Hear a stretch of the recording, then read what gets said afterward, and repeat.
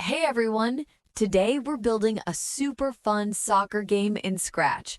And trust me, this is going to be really exciting and easy to follow.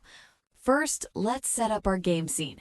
We're going to remove the default Scratch cat because we don't need it, and then head over to the backdrop library and choose the Soccer 2 field from the sports section. This gives us a cool stadium-like environment to play in.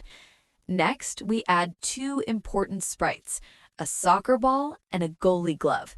Now, these might look a bit too big at first, so what we'll do is resize both of them to about 50% so they fit perfectly on the field. Then we position the goalie at the bottom by setting the Y position to -50 so it stays in the goal area, just like a real goalkeeper. Now let's bring our game to life. We start with the when green flag clicked block. This is what starts our game.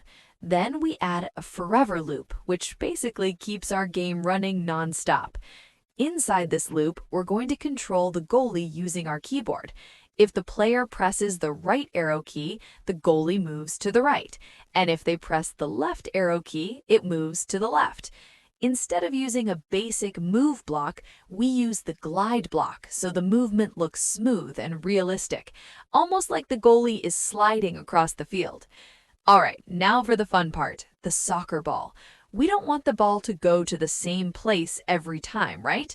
That would be boring. So we use a pick random block to make the ball move to different positions across the screen.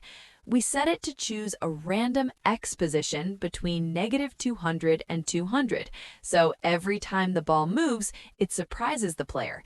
This makes the game more challenging and keeps players on their toes.